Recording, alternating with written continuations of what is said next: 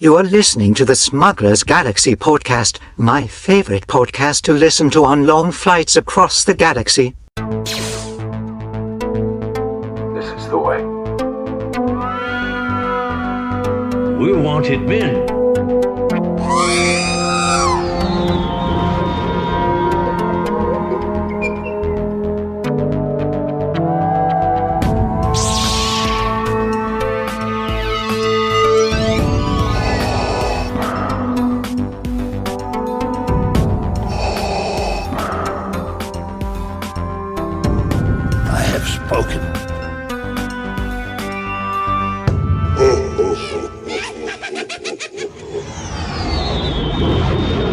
Welcome to episode 163 of the Smugglers Galaxy podcast, your favorite Star Wars podcast for smugglers in the galaxy.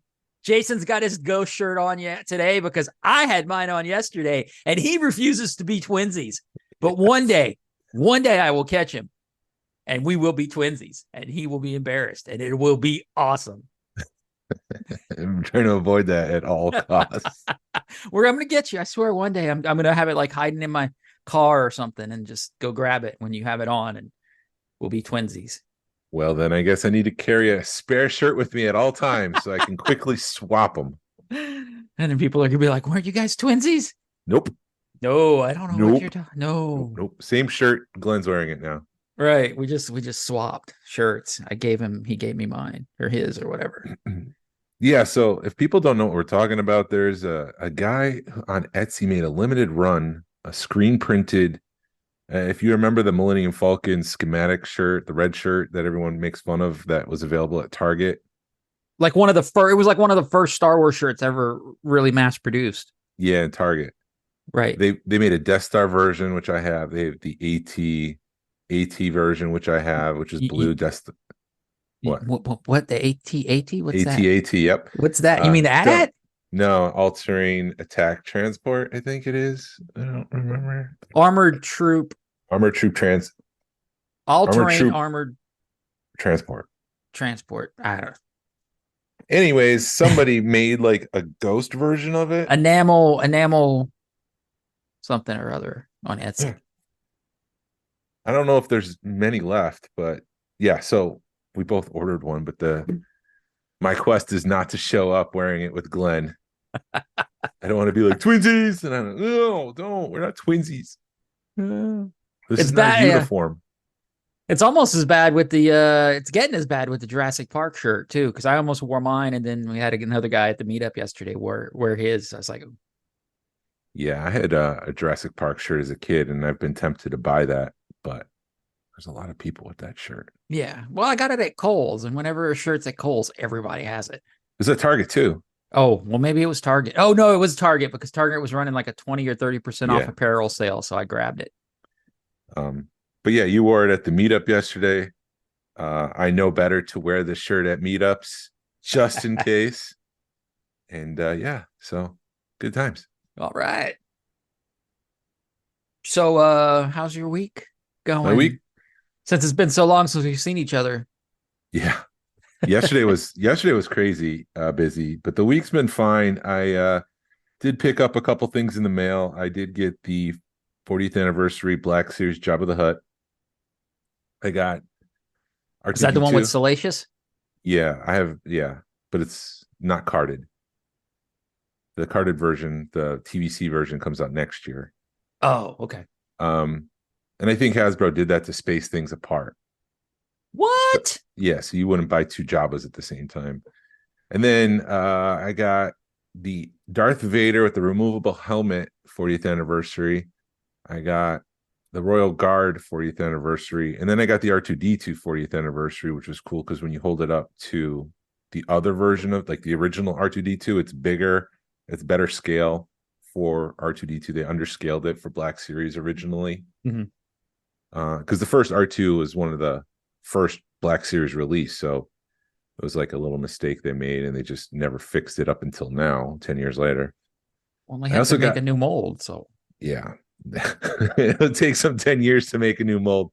We're just going to carbonize it and crystallize it and holiday edition it, and then 10 years later we'll make a new mold. Well, probably what happened, the mold might have broke, and then they're like, I guess we got to fix this. Maybe. But they use the same body now for R5. There's a new R5 coming out. It's the same body. It's the same.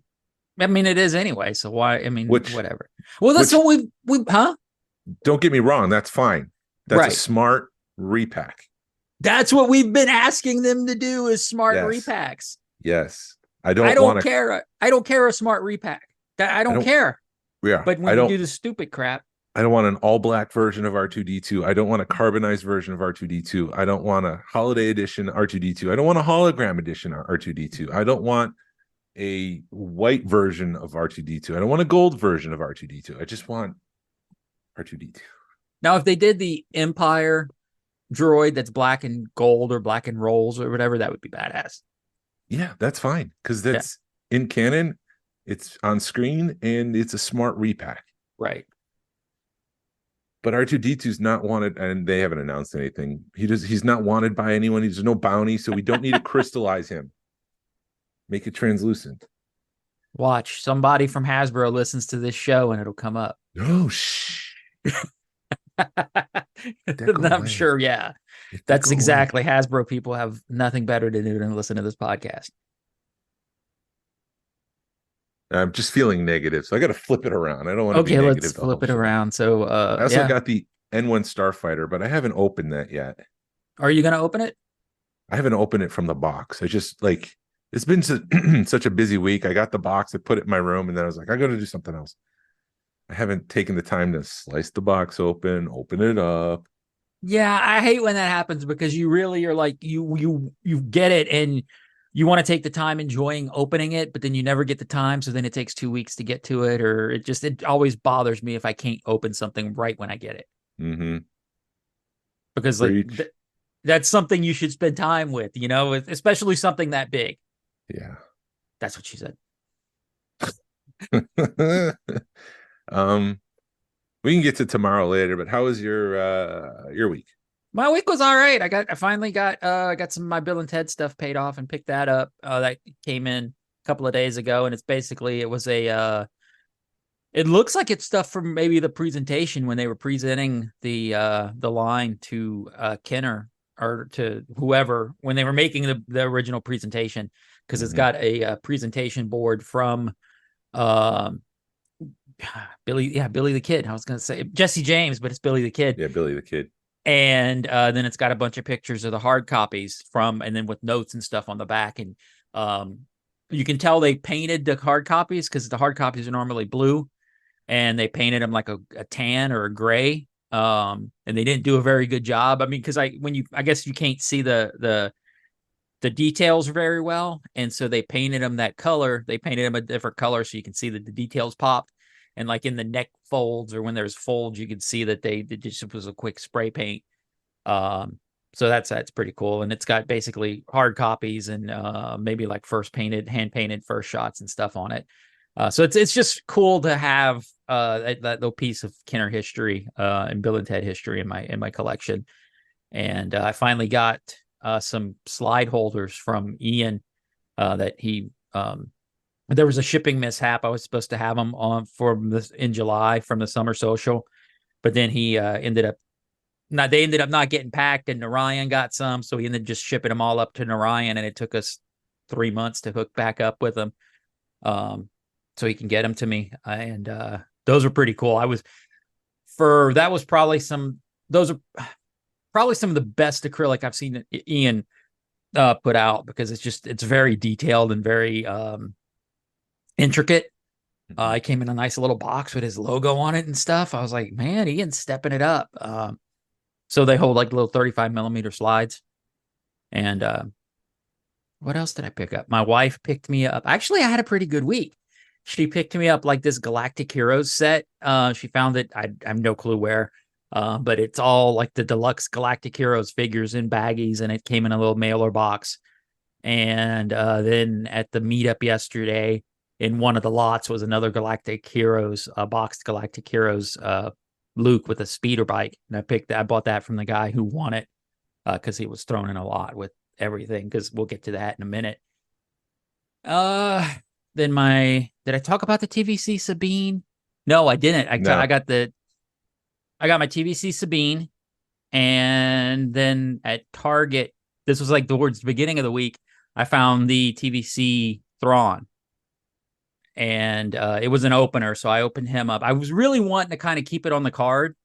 I was going to buy two, one that I can put with the Ghost and one that I can keep with on the card. And when I found that one was an opener, I just canceled my Amazon order because it was like $3 cheaper than Amazon. And it is. I compared it directly with my Black Series, and it's just a scaled down version. The paint apps are a little different. The Black Series, his hair is black. And on the TVC, his hair is like blue. So the paint apps are a little different. And then the Sabine, I compared. The Sabine's the same way. It's the same figure. But I did compare my Black Series Sabine to like the Bo-Katan and the removable helmet Mandos I have. And on the Black Series, the helmet is to scale with everything else. The TVC, the helmet is just ridiculously off. Yeah, because when you scale it down, the walls for the Black Series for the helmet would have to be incredibly thin, probably too thin to actually pull it off the head without damaging it. Probably. So they had to thicken it, which makes it seem like it's a bobblehead. Yeah. So which is an extreme. I get that, but you get the idea. Right. Yeah. It doesn't look right, and I don't have any. The only other TVC figure I have that has a removable helmet is the Bo-Katan, and the whole head, it's a whole head swap. It's not just a helmet swap. And that's what the next version of Sabine will be, a helmet swap or head swap. Head swap, which I understand why they made it a helmet swap versus a head swap, because you'd want her to hold a helmet, but you're already, dude, that figure for, I think it was what, $28, almost $30. For that much money, they could have included another head and just scaled the helmet down to where you could have had her hold her helmet and made it in scale. It may not have fit her head, but then you have a helmet swap, and then you have a helmet she can hold. Because it was a lot. To me, that was a lot, because you got a Loth Cat, you got the lightsaber, you got her backpack. You got two lightsabers. You got one with a hilt, and then you got one with the extended with the blade out, and then you got her guns. So it was, to me, that was a lot of money. You probably could have thrown in another helmet or something in there. But there again, it's Hasbro. They're penny pinchers. Yeah. Jason's trying to be positive. I can see his. I'm being positive. I can see him biting his tongue. He is biting his tongue, going, "I'm going to be positive. I'm not going to bitch about Hasbro. I'm not going to complain. And I also finally got a notification that they are getting ready to ship the Ewoks, the Wicket and Princess Nisa, which I've been seeing those things show up. They're showing up in stores. I don't understand why it's taking Hasbro so long to ship that stuff when stores are getting it first. Yeah, I don't know. Well, it's just like Amazon, man. The Thrawn wasn't supposed to ship for another month, but it's at Target. I'm still reading 40 stories celebrating 40 years of Return of the Jedi. And there are some cool stuff in here. The Wicket chapter does include Nisa. She's like a character that's in the book, which is cool, because then that means she's canon. And what was the other thing? A lot of it is kind of boring fighters, starfighters that you see for 3 seconds, and then they expand for a short story. And I'm like, I don't care. I don't care about this. Oh, great. You had trouble and now you joined the rebellion. It's just like the last starfighter. I'm being negative. Never mind. Right. No, dude, that's what that book is, though, because I've only read like halfway through the Star Wars one. And one of the stories is there's like this guy, like, he's getting ready for work, and then he tells his daughter goodbye, and then he hops a ship to Alderaan, and then you're like, oh. There are some cool stories. There's a story about the stormtrooper that captures Luke Skywalker and brings him to Darth Vader. That one was good. The Ewok stuff is great. There's a Sidious chapter. That's great. Some of the Jabba the Hutt stuff was great. It's just that when you get to the TIE pilots and the Rebel pilots, it's like, okay, it's just like the last one. Yeah. So anyways, get negative. Did you pick anything up at the auction yesterday at the meetup?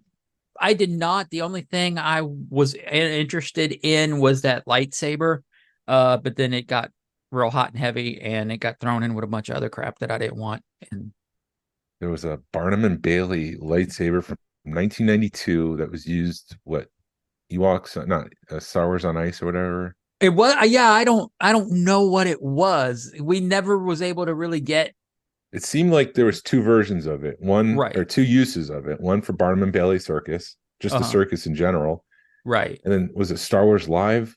Yeah, or some kind of George Lucas show. And the stuff from that George Lucas show, because I think it was only in Japan, that stuff gets crazy. So this is probably Barnum and Bailey, though. Right. That's what I would assume. But yeah, And I just felt uncomfortable spending $100 on it, or I don't know what Tony ended up, but I could feel it going faster and faster and faster. And before you know it, if me and him kept going, because I think it went for what, like $70, something like that. Yeah. But yeah, that's the only thing that the only thing I picked up was the Galactic Heroes speeder bike from Britain, because I told him that was something else I was going to bid on, and then David just kept throwing piles of stuff on the table. It's like, slow down, dude. Well, I mean, in the past when we've done auctions and you try to do like one or two items, you get like $1. So, I mean, I can kind of understand where he was going, and he was smart, because he's like, all right, we're going to increase the bid, so I'm going to throw more stuff on the table. Oh, the bid didn't increase. This stuff comes off the table, and then it goes to, we'll worry about it later. So I kind of enjoyed it, but like when you saw something you wanted and you had to buy a lot of crap, it's like Tony was saying, he goes, I would have paid $10 more not to take all the other crap. Huh? Go ahead. Yeah, and then there was like a big BB-8 that came with the lot with the lightsaber, and our buddy Jordan walks in and he looks at Jordan and he goes, hey, you want a BB-8? And Jordan's like, sure. So he just hands it off to Jordan. I just bought a prototype literally yesterday. And so my budget was extremely limited. So it was very difficult to sit there and not be able to bid on anything, especially because it was going to good cause. Yeah, you were on my right shoulder going, do it. You were playing my part. I was extremely limited, strapped with my money. So that's why I'm like, delay the rest until November when I have more money. It's going to the same cause. So because there's stuff that I want. I want that book. I want that book. So the real reason finally comes out. No. That's not the only reason. But yeah, so I'll talk about that when I actually get the item. Yeah, that's a pretty cool pickup. It was kind of weird. I'll get into it. I guess I willed into it the existence. I have the production version sitting with my prototypes. Because it meant so much as a kid. As a teen, I should say. I wasn't really a kid. I was a young teen. But yeah, so it was the only production piece in my prototype section, and now I have the prototype for that piece. So that's awesome. But yeah, so it's a good week. And after that, we went to the hotel to kind of finalize plans or solidify plans some more for Rogue Fun, and try to come up with a plan to see if we can get people off the wait list, which I think we have. Yeah. And then we went to a place where we're going to have a group activity, possibly. I think there's probably a 65% chance it's there. Right.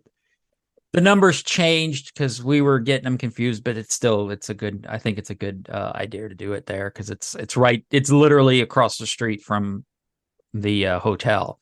Yeah. And I think it's a good deal. So we'll see it. And anyway, we're working on something on Sunday afternoon that everybody that's still in town could be like, hey, let's hang out. Oh, hold on. Let's do it. Let's hang out for a little bit longer. And before the weekend ends. And after that, I went over to AMC. And did you shake it off? Shake it off?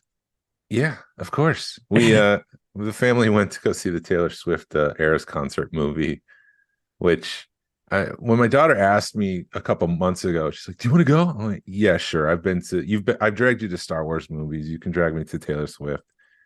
And then a couple of weeks ago, they're like, my wife told me, like, you do know that they're going to be screaming the songs. I'm like, wait, what? And so, yeah, it's a bunch of teenage girls who couldn't probably get to the concert because it's so expensive, but you can go to the movie. There was like birthday parties there and stuff. And it was just, all these teens just screaming at the top of their lungs the Taylor Swift songs, just having the time of their life. And it's great in a world where there's so much cynicism and criticism and fighting and tension, just to see people just like hang out and have pure joy singing songs. It was kind of cool to be in that environment, even though it was loud. I told you bring earplugs, man. I did. All right, good. I didn't use them because it wasn't as loud as I thought it would be. I got you. It's cool. I enjoy seeing people being able to release like that. And it's hard. I've got to be in a certain situation. I get kind of jealous because I've got to be in a certain situation before I can let my guard down. Mm-hmm. And Star Wars is one of those few situations. And those early teens are like, it's a turning point where, I mean, they kind of, if you've seen Inside Out, they kind of allude to it. Like the main character, right? Was it Riley? She, like, her board changes. Like inside her brain, there's just 5 emotions, and then it's a simple board. Like the thing is, like, when you become a teenager, you hit puberty, you start to change, and you look at things differently. Yeah. And like the things that you loved as a kid, where you saw it through rose-colored glasses, those glasses go away, and you're more cynical, you're more critical. And so to see people have the time of their life before that cynicism sets in is pretty cool. All right, that's what I tell. I tried to tell my 18-year-old. It's like, you don't want to be an adult so soon. Enjoy being a teenager, because you only have 17 years of being a teenager and being a kid, and then you turn 18, 19, and then you've got 50, 60 years of being an adult. Yeah. And you never get to be a teenager again. Sergeant and Mr. Smith, you're going to love this house. Bunk beds in a closet? There's no field manual for finding the right home. But when you do, USAA Homeowners Insurance can help protect it the right way. Restrictions apply. This episode is brought to you by Skinny Pop Popcorn. Perfectly popped, endlessly delicious. Oh, so light and crunchy. Skinny Pop Original Popcorn is the snack you've been searching for. Made with just 3 simple ingredients: popcorn kernels, sunflower oil, and salt. Snacking never felt or tasted so good. Perfectly popped, endlessly delicious. Give yourself permission to snack and pick up Skinny Pop Original Popcorn today. Discover My Self Le Parfum by YSL Beauty. The new, sensual, and warm intensity enhanced by spicy vanilla bourbon. A fragrance for a man born unapologetically himself. Myself, Yves Saint Laurent. You can't go back. Right.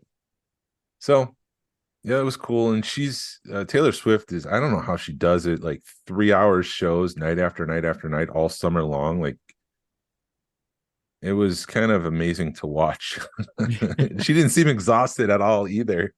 Well, it's being in really good shape, and I'm sure she, when you're having people pay hundreds of dollars a ticket to see you perform live, that you're definitely, making sure you're in shape and putting on a good performance.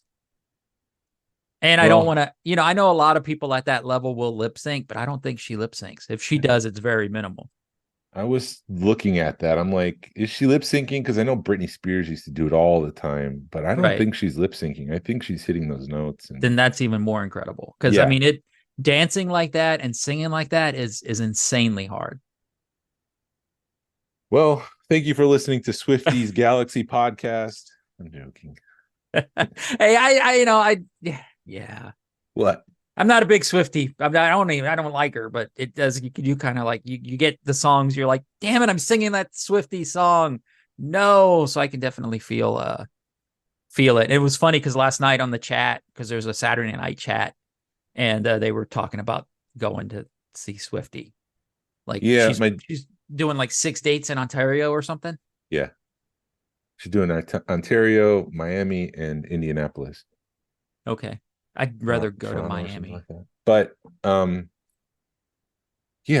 just associate her with my daughters because they've been listening to Taylor Swift for forever, it seems like. And right. So no, that's all. I mean, dude, I'm you do get the best dad award for doing that. So I'd like to thank my girls for this award. Right. You do get the best dad award because you guys do have fun. It does, it always seems like y'all are having fun. Yeah. So anyways, So there was a meetup yesterday. there was a meetup at Second Chance. It was cool. It was fun. I always appreciate their hospitality. They provided lunch. They provided an auction, which benefits one of our members who's in need right now. Yeah. But it was great to see everyone. Terry, I haven't seen since the summer social, so it was great to see him. It's always good to see Tony, and Doug, and the whole group. Jordan showed up for a few minutes. I felt bad because it's like, I'm glad to see you. I gotta go.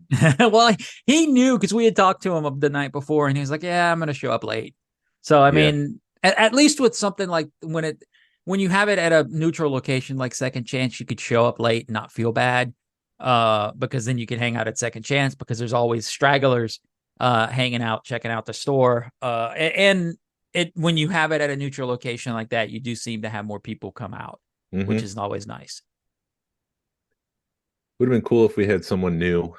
Yeah, but unfortunately, I gotta blame the Facebook algorithms, and I don't know if we're the people that the club are picking up new is because of Rogue Fun. We're not picking anybody up because of anything we're doing locally. It's all like people out of state or people that are really too far away to come up for a meetup, for a normal meetup. Yeah. I don't know. We've been dealing. I don't know how to fix that. And it's since the pandemic, it's something we've been dealing with, and I have no clue how to fix it. I mean, we're doing our best college effort to try to get people involved. If it doesn't happen, it doesn't happen. But it's not because of us lack of trying. Correct. But yeah. So yeah, there's trying to. So yeah, we did. What? So what was the coolest thing you saw in the auction? I mean, that lightsaber was pretty cool. The Barnum and Bailey one. Yeah, that was probably the coolest one. And then he had some props. He had a couple of prop rifles. What was it? Aura Singh, and then one that we thought might have been a Jawa. I mean, not a Jawa, a Sand Person or Tusken Raider, but we couldn't place it. Yeah. Go ahead. Sorry, I didn't mean to interrupt. But no, they bought a whole lot from a dude. And he's a big anime guy, and in it was some Star Wars stuff. And that Aura Singh blaster, it's like life size, made out of aluminum and wood. It's a mixture of both. And there was a wooden, and these are like 6 feet long. Like these are huge blasters and rifles. And there's one that kind of looked like a Tusken Raider, like you're saying, but it really wasn't. Like you could say, okay, I guess a Tusken Raider could carry that, but also, like, it could have been from an anime movie that we don't know about. It might not be related to Star Wars at all, so we don't know. But those were cool. I was thinking I'd like that Aura Singh, but couldn't get that. And then he had some big figs in there from Jack's Pacific. I was going to say Pacific. That I want to repurpose for Rogue Fun and paint them in a different color to just add to the ambiance of the room. Dude, I can't wait to see what you do with all that stuff, because it's going to be pretty crazy. Yeah. So I got to take those apart, prime them, paint them, put them back together. Oh, you're going to do that big of a deal with them? Yeah.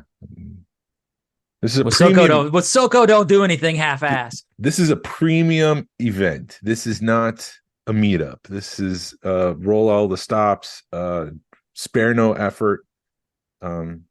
Because there's only no expense. Spare no expense, spare no effort. Well, we got to watch the expenses though. But yeah.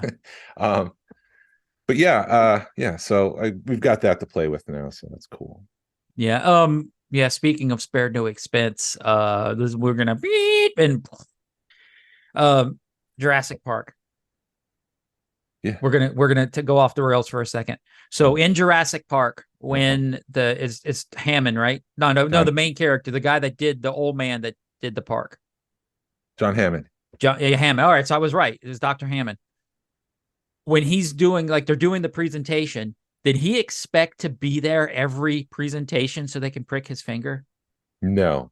Because the way it feels is it's like he's going to do 8 shows a day or 8 shows a week of getting his finger pricked for the. No, I just assume that's just for the the start of the park for like the previews and grand opening, but there's no way the CEO of a major corporation that's cloning dinosaurs can be there every time. It was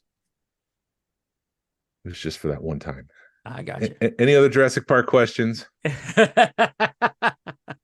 No, I don't think so. Really good book. Which one? Jurassic Park? Should read that. I've read it like twice already.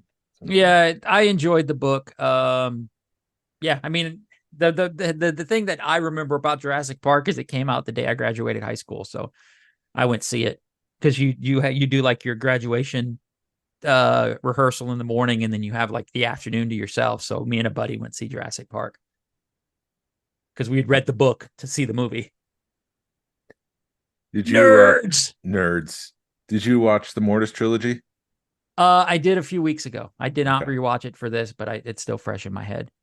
Yeah, it was. So I don't want to do a play-by-play. I did watch it this morning, all 3 episodes, and it's tough to think like this because everybody. Spoiler: if you haven't seen the Mortis Arc, the father, the son, and the daughter both die. In the all end. 3 of them? No. Yeah. The son. So at the end of the arc, the father kills himself, and Anakin stabs the son. Okay. Leaving Mortis just kind of without the people putting balance in the Force. Okay. And so it's like, is that what because he was in the Clone Wars, did Baylon hear about this whole thing? You know, was there some sort of report made to Yoda? Hey, we went to this weird planet, and Baylon heard about it. And Baylon made it his life quest to bring balance to the Force after Order 66. Maybe. It always seems like you have that one oddball that thinks he can fix everything in every movie. So that may be what Baylon is thinking. Right at the start of the whole arc, though, Ahsoka said she saw a reflection on a mountain. Which is what we saw Baylon see in Ahsoka. Right. And there's actually, you see that same scene from in the Mortis Arc, right? Or the same, I think Anakin or something looks and sees that same beacon. I don't know if it's the exact same. There was a beacon. There was like a diamond shaped thing on top of the mortuary, sanctuary, whatever, that was glowing, which did look like a beacon. But whatever Ahsoka saw, you don't really see. She's just like, I saw a reflection on the mountain. Okay. And that's at the beginning? That's at the very, very beginning when they first get to Mortis. Yeah, because let's talk about how they get to Mortis first, because they're trying to hook up with Captain Rex, and then all of a sudden they're in this other realm that they don't know what they're in. Yeah, it was a Jedi distress code from 2,000 years ago in a specific location. So they sent Anakin, Obi-Wan, and Ahsoka to that location. Rex is there in a ship, but he doesn't see Anakin. Anakin is there in his ship, but he doesn't see Rex. Yeah. And the next thing they see is this diamond-shaped craft almost that's just floating in space. And it opens up and they get sucked in, and they are on Mortis. And at one point, the father did say that they removed themselves from the universe. Right. Just because they could bring destruction and havoc to it based on what they do, because they're essentially Force gods. Right, which is what George Lucas wanted, was Force gods. So maybe there's an entry point to wherever they isolated themselves on Pergola. What was it called? The planet from Ahsoka? That sounds right. Peridia. Peridia, thank you. Pergola. Pergola is like I know. Some kind of covering. Yeah. You put on your porch. Yeah. Peridia. And so, yeah, maybe there's an entry point there too. Maybe that's where they decided to exit the planet. Or there's no mention of the mother in any of those 3 episodes. Right. I think Peridia may be where they imprisoned the mother. Because they imprisoned her in a planet somewhere. And apparently there's some EU stuff that you can see and read up on it, but I haven't done enough reading. I've just done like Wikipedia on it. I guess I'll have to track that down, because there's no mention of the mother anywhere. And so maybe that's where the father's pointing to the tomb of the mother, and the light was the mother calling to somebody to come save her or something. Right. Or it could have been the fountain, because there's also a fountain of knowledge too. But we're getting like real hot and heavy. That's getting far into the weeds.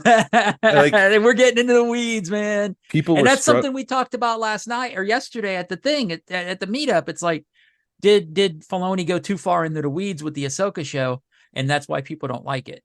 That's why it's getting bad reviews, because people didn't understand it. And the minute I knew the Ahsoka show was coming out, it's like, y'all need to watch Rebels. Y'all at least to watch Rebels, and Disney's done such a good job of, this is what you need to watch, and not, you don't have to outwatch 20 hours of content. You can watch 3 or 4 and be caught up. But anyway, or at least watch the Mortis Arc, because I made my wife watch the Mortis Arc, and I don't think she caught it. But yeah, I was a little concerned with the reception of Ahsoka. Just a little, in general, just concerned with the health of Star Wars as a franchise. But in general, just more specifically with Ahsoka, like, I was surprised to see people come at it wishy-washy. They didn't like it. They didn't like it. They didn't like it. Like, you see a lot of that stuff online. Yeah. And then I don't know, a lot of it is, it's the cool thing to dish on Star Wars now, so that's what I'm going to do. Yeah, like, how much is that just pylon? Right. Like, how much is it genuine, and how much is just pylon? It's cool to hate Star Wars. I get clicks when I hate Star Wars, and I'm gonna hate Star Wars right now. But we love Star Wars. I love Star Wars. I like Ahsoka. I enjoyed it. But we were also talking, like, with all these streaming shows, how many of these 8-episode limited series, or even just some of these shows, all seasons are 8 episodes. How many of them are actually good throughout the entire thing? Right. And it might just be a nature of that format, where you take a 2-hour movie, you stretch it out 8 hours, and you try to add a little bit to it, but some of that's going to take away because it's filler. Right. I mean, you're never going to have 8 solid episodes throughout anything. Yeah. So you gotta, it's all going to ebb and flow. And the first few episodes of Ahsoka, I thought it was all, like I said before, it was all world building. And then when it was time to go, it was awesome. I mean, it got that much better. But anyway, I don't know. I don't like the 8-episode arcs. I wish it was longer. I wish it was 10 or 12 episodes, but then you're talking more money. And I think you've got all these streaming platforms that are already kind of penny pinching. And if they're like, we can get it done with 8, we'll get it done with 8 versus 12. I would prefer them to do mini movies. Like, just make a straight to Disney Plus movie instead of making an 8-hour or an 8-episode arc. Like, just make a 2-hour Ahsoka movie that's stripped down. You could use the volume, and just throw it on Disney Plus, like they do with Lady and the Tramp. They made a straight to Disney Plus Lady and the Tramp, and I don't know, maybe they don't get the clicks like they do with streaming movies or streaming TV shows. I would like to see a 3-hour movie, but whatever. Because I don't think you could have accomplished all that in 2.5 hours or 2 hours. Probably not, but maybe you could. Like, Obi-Wan was a movie that stretched out to 6 episodes. Right. Obi-Wan, I think you could have done a 2-hour movie. See? Yeah. Like, it would be great to do something like Tales from Jabba's Palace or Tales from Mos Eisley Cantina, where you're just little snippets here and there of all the different aliens and showing their because they're already doing like the cartoon version of that. They've done the Jedi Tales, right? And then they're doing it in Marvel. Yeah, the What If and stuff. But I would like a mini movie, or not a mini movie, a movie, a limited series. I don't know what I'm saying. Forget it. And you threw something. That's awesome.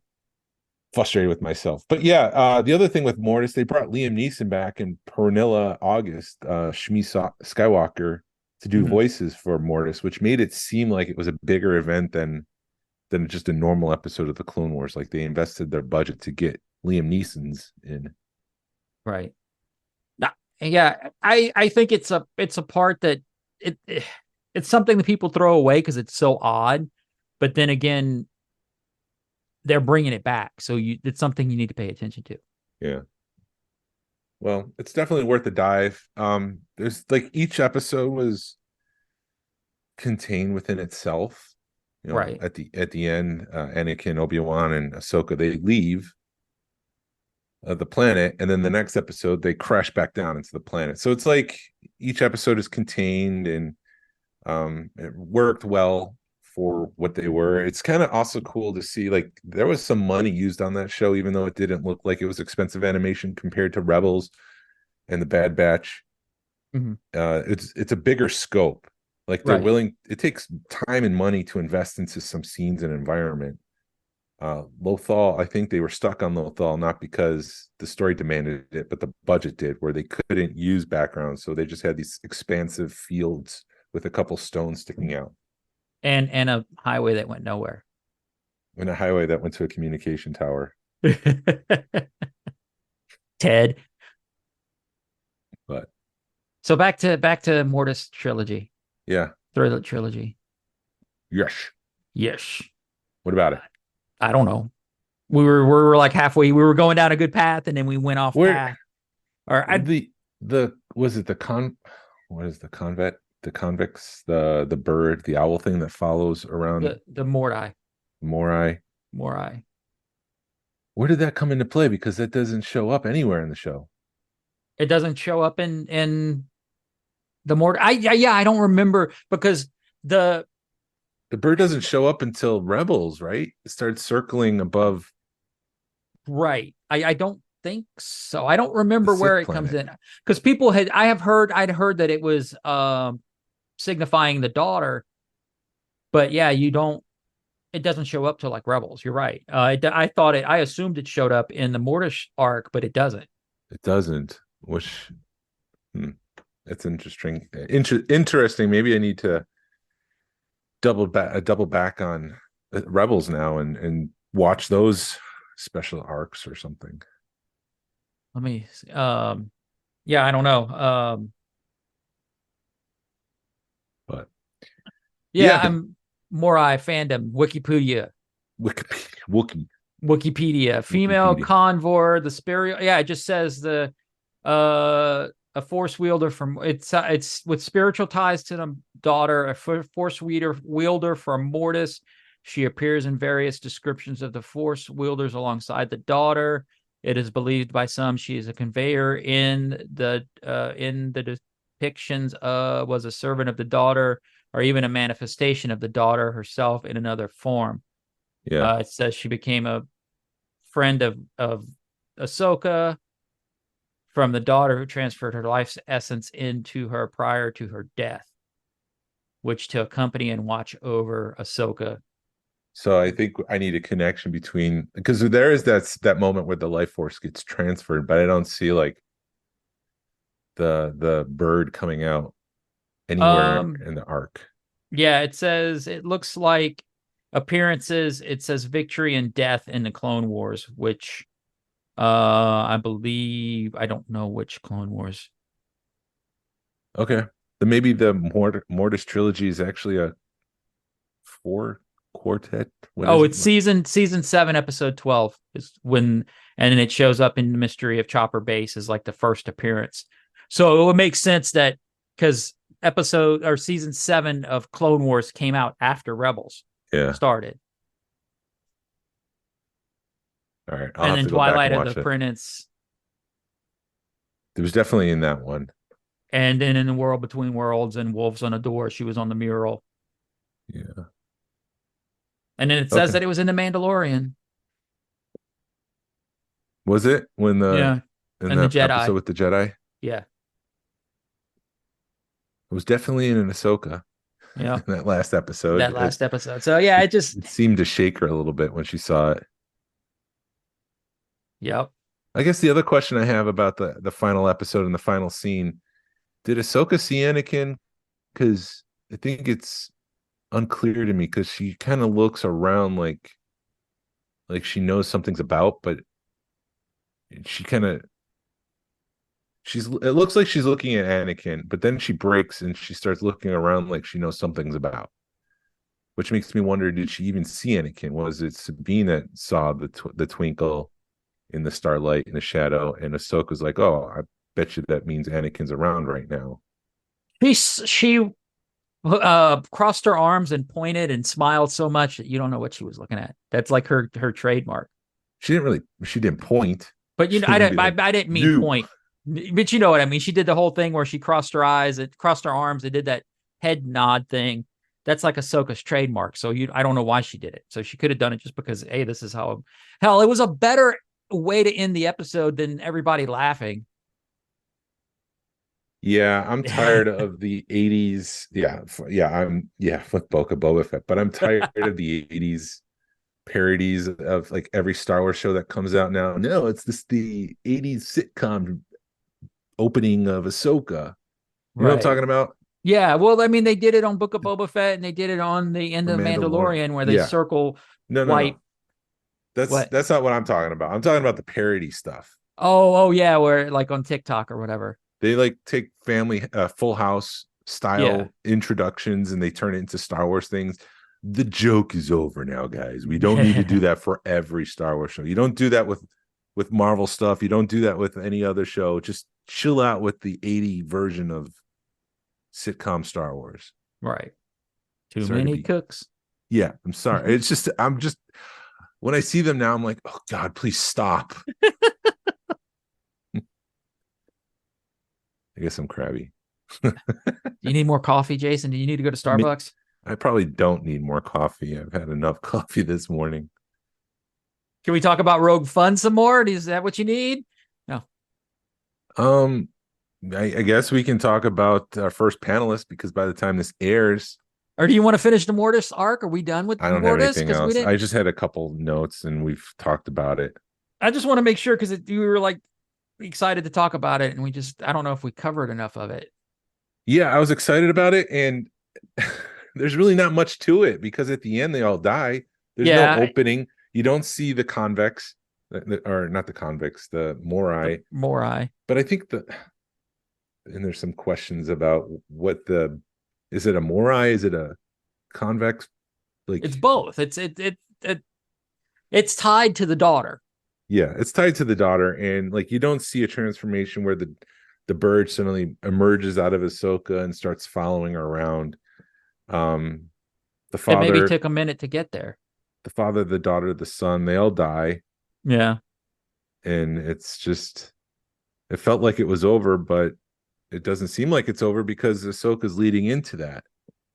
Well, here's a thought, because we brought it up yesterday and I've heard it before, because, you know, Anakin didn't want to become the father. Yes. But I think, and this may come into play, when he died, he didn't have a choice. But so he died and becomes the father automatically, or something along those lines. I guess the question that I have are the father, the daughter, and the son just Force users that became so proficient in the Force they became Force gods? They have no reflection in the actual Star Wars universe. They're dead, so they're inconsequential. They don't have any purpose. They don't have any effect to our heroes. None of that stuff is answered. It seems like it's all wrapped up at the end of the Mortis trilogy, which I enjoy watching, but at the end, I don't have this feeling like there's going to be ripple effects for the next 20 years in the Star Wars galaxy. No, it seems like they've wrapped it all up. And you're also at the end of it, you're like, what the hell did I just watch? Because it is some weird stuff. Yeah. Even in the middle of it, you're watching it going, I don't understand this. And I love Star Wars, and I don't understand what they're doing. Yeah. From a 20,000 mile high view on the thing, like you don't understand what they're doing. And now I think people are going to go back and pick it apart, because we're going to have several years. No, people aren't going to do that. People are probably already doing it. I'm waiting for the TikTok videos. Well, the irony is that we're doing that. Yeah. We're doing it right now. We're doing it very crappily, but we're doing it. Crappily. We just invented a word. From what I understand about, there's like something called the fountain of knowledge, and that's what the mother drinks from, which causes her to become more powerful than the father, son, and daughter. And then the father, son, and daughter trap her in a planet, which could be Peridia. And that's what Baylon's going after, is to release the mother. And then I think you're going to have something to where you've got Anakin and Ahsoka being the father and the daughter, and then Baylon's trying to become the son or something like that. And then that may be what happens to Ahsoka. That's why you never see her again, which would be very upsetting to me to not see, like Sabine back on planet, back in the normal galaxy. Yeah. I don't know. There's so much stuff. I mean, you could, and then we also heard a theory. Tony came up with a theory. He's like, this is my headcanon, is that they're going to go to in the world between worlds and then come back out into normal galaxy. And then Hu Yang is going to take 20 years to pilot back. Maybe.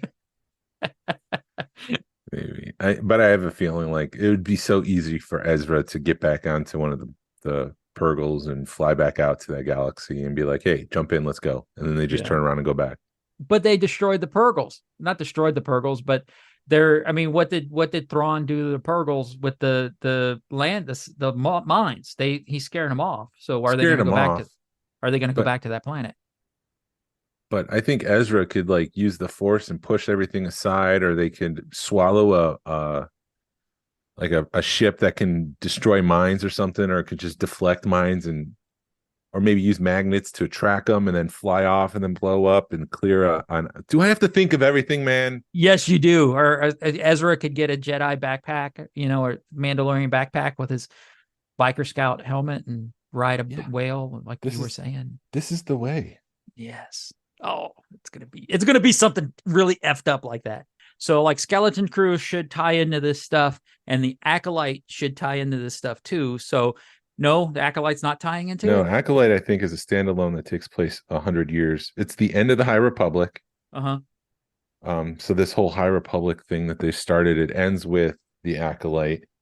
I mean, they can continue telling their stories, but when you look at it from, a mile high, it's, the last section of the High Republic. They could still tell Middle Republic stories, I guess, if they wanted to, but this takes place 100 years before the Phantom Menace, and it will tie into the dark side, the Sith growing in power, so it should kind of tie into the rise of the Sith, but it doesn't have anything to do with the Mandalorian universe.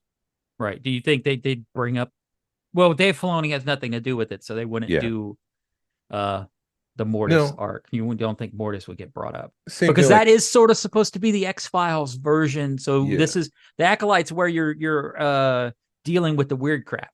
Andor had nothing to do with the Mandalorian, and I think same thing with the Acolyte. Mon Mothma was in Andor. It had everything to do with the Mandalorian. But it doesn't tie in. There's no consequence in that show to the Mandalorian universe. Right. The consequence there led into the A New Hope, kind of Rogue One. Right. But yeah, Skeleton Crew, I can't say 100% with certainty that it's going to affect the Mandalorian universe, but it does take place during this time period with the Mandalorian. Well, and also the way that they did Book of Boba Fett, that they could throw a couple of episodes into anything. They showed that. I think the Book of Boba Fett and Ahsoka is preparing us for what to look forward to in the future, where they may throw an episode of something in the middle of something else to where you've got to pay attention. Yeah. So I think that's my opinion. I don't think I don't think the Acolyte's completely tied to what's going on in Ahsoka and Mandalorian and Book of Boba Fett. Okay. Well, read the announcement. Yeah, I'm excited about this because he's a friend and a former interviewee, guest host. Yeah, he's been on the show a few times. You know him as Kieti Randy on Facebook, Jerry Hancock. His panel's called Santa Shopped There, Star Wars in the Golden Age of the Sears Wish Book. This panel examines the history of the Sears Wish Book and how it helped expand the hottest toy line in the galaxy following the success of the Star Wars early bird campaign. Kenner continued to use the power of mail mail order as a means to market exclusives and preview new releases during the holiday season. So it's going to be all about the Wish Book and Sears. As you probably remember, he wrote his master's thesis on Sears and talked about its cultural impact on America, specifically the American South, because that's where he lived. He conducted interviews with dozens of former Sears employees and executives while researching that thesis. So if there's anybody who can talk about the Sears Wish Book, it would be him, because he is the guy who knows. Yeah, he actually there's a place in Atlanta. It's now called Ponce City Market, but it was originally the Sears Sears corporate office. And he's like, they did a book a few years ago, and I did a bunch of research with the guys. I'm a bad guy because I don't know what it's called, but it's Ponce City Market book. I bet I could look it up. And I have the book right here. It's Ponce City Market: The Rise, Fall, and Rebirth of Atlanta's Largest Building. There you go. So I enjoyed because hold on, because then it was Ponce. It was the Sears thing. Then then the police station or city of Atlanta took it over, and then right before they turned it into Ponce City Market, they kind of opened it up so you can go buy like their surplus. So I was in there. I went in there just to look, and it's a pretty cool building. And now it's turned into a multi-use facility thing, like they do with everything in Atlanta nowadays. It's like, oh, it's a historic building. We can't tear it down. Let's turn it into apartments. Yay! Hold on, where is it? Come on. There it is. That's a great audio gag. It's a great audio gag. Sorry. So Mac, what I keep doing, Mac did an update, and you can do gestures. So if you give it 2 thumbs up, it gives you fireworks. Fireworks. So I was doing the fireworks, but it takes like 10 seconds to recognize that you're doing a gesture, and it doesn't work for a podcast, but it's fun when you're doing video. So that's what I keep doing. Yeah. So that's our first panel. I'm excited about it. It'll be the first panel of the day. We'll be kicking things off with that panel, with Jerry's panel. So it's shaping up. It's I'm pretty excited. It's gonna be a good time. We secured 2 guests this week, so we can't announce anything yet, but do know that we do have 2 special guests. Right. And there is a waiting list. So the way things are going, get on the waiting list, because we could probably fulfill the waiting list, but we don't know yet. So definitely. If we get a rush of 20 people, we can't fulfill the wait list. I'll tell you that. Right. Much. Exactly. But if we keep it to where it's at, we should be okay. So put your name on the waiting list. No promises. No promises. But that's our disclaimer. No promises. We can't promise anything, but we can't. We don't know if you want to come if you're not on the list. So put your name on the list. Yeah. You could come, but we can't promise you're going to come. Right. It's like going back and forth. Yes, no. You're going to have to stay in the hallway and just listen. Yes, you can come, but the asterisk disclaimer is you probably won't be able to come. Right. Anyways, anything else? No. Yeah, I was bummed that there was no new Star Wars this week. At least we have Loki, but we don't have new Star Wars. Dude, Loki,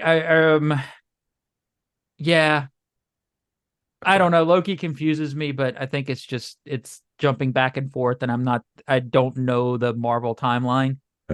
So it's a very confusing show to me, but I just kind of force my way through it because it's enjoyable and it's new content, and there's not a whole lot of new stuff being produced right now. Yep. I like it. I'm following along. Yeah. Thank you for listening to the Smugglers Galaxy podcast. If you could, please leave a like and a 5-star review of the show anywhere you listen to podcasts, if it's allowed. Really helps us out. It helps people find our show. You can find us on Facebook, Instagram, and YouTube.